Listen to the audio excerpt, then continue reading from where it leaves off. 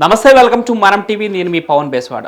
నేటి టెక్నాలజీ యుగంలో food bed లేకపోయినా ఉండగలుగుతారేమో కానీ ఫోన్ లేకుండా కొన్ని నిమిషాలైనా ఉండలేని పరిస్థితి. ఉదయం నిద్ర లేచిన దగ్గర నుంచి రాత్రి పడుకునే వరకు చేతిలో కానీ ఇంట్లో కానీ ఎలక్ట్రానిక్ వస్తువులు ఉండాల్సిందే. ఒక్క మాటలో చెప్పాలంటే మనిషి జీవితంలో టీవీ, మొబైల్స్ భాగమైపోయాయి. ఇక ఇవి లేకుండా ఒక్క రోజు కాదు కదా, ఒక నిమిషం కూడా ఉండలేని పరిస్థితి ఉంది. కానీ ఒక నగరంలో ప్రజలు మొబైల్, టీవీ మాత్రమే కాదు, ఎలక్ట్రానిక్ గాడ్జెట్స్ ఏవీ వాడకుండా ఎన్నో సంవత్సరాలుగా జీవనం సాగిస్తున్నారు. అవును, మీరు వింటున్నది నిజమే. ఆ నగరంలో మొబైల్, టీవీ వంటి ఎలక్ట్రానిక్ వస్తువులు వాడితే జైలుకు వెళ్తారు.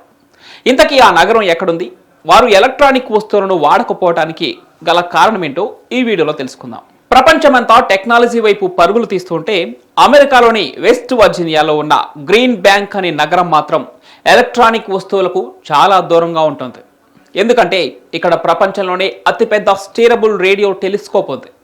ఇది 485 అడుగుల ఎత్తుతో 7,600 మెట్రిక్ టన్నుల బరువు ఉంటుంది.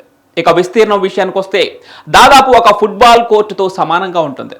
అంతరిక్షం నుంచి వచ్చే తరంగాలను కనిపెట్టేందుకు దీన్ని 2001లో ఏర్పాటు చేశారు. ఈ టెలిస్కోప్ 13 బిలియన్ కాంతి సంవత్సరాల దూరంలో ఉన్నా కూడా తరంగాలను కనిపెట్టగలదు. ఇది సరిగ్గా పనిచేయాలంటే మొబైల్, టీవీ తదితర ఎలక్ట్రానిక్ వస్తువుల తరంగాలు దాని చుట్టూ పక్కల ఉండకూడదు. అందుకే ఈ గ్రీన్ బ్యాంక్ నగరంలో ఎలక్ట్రానిక్ వస్తువుల వాడకం నిషేధం. ఇక గ్రీన్ బ్యాంక్లో నివసించేవారు మొబైల్ ఫోన్స్ను వాడలేరు. ఇంటర్నెట్ను కేబుల్ కనెక్షన్ల ద్వారా మాత్రమే కంప్యూటర్లకు అనుసంధానం చేసుకుంటారు. ఇక టీవీలు, రిమోట్ కంట్రోల్స్, బ్లూటూత్ వంటి పరికరాలు అస్సలు వాడనేకూడదు. కనీసం మైక్రోవేవ్ ఓవెన్ కూడా వాడలేరు. గ్రీన్ బ్యాంక్లో ఎప్పుడూ ఒక టీం గస్తీ కాస్తూనే ఉంటుంది. రేడియో సిగ్నల్స్ను విడుదల చేసే వస్తువులుంటే వెంటనే వాటిని తొలగించేస్తారు. ఒకవేళ ఎవరైనా గ్రీన్ బ్యాంక్ నగరంలో మొబైల్, టీవీ తదితర ఎలక్ట్రానిక్ వస్తువులు వాడినట్లయితే నేరంగా పరిగణించి అరెస్టు కూడా చేస్తారు.